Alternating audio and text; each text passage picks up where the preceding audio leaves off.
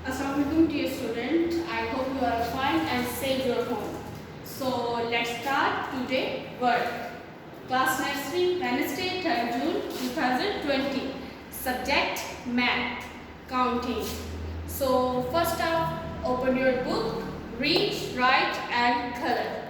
Read, write and color. Two lines, two lines, two lines. TWO 2 TWO 2 TWO 2 LIONS lines LIONS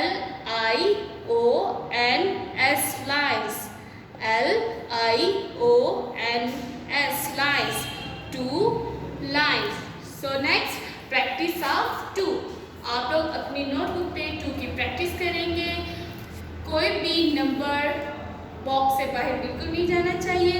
2 बिल्कुल आप लोग box के अंदर लिखेंगे एंड नीट राइटिंग में.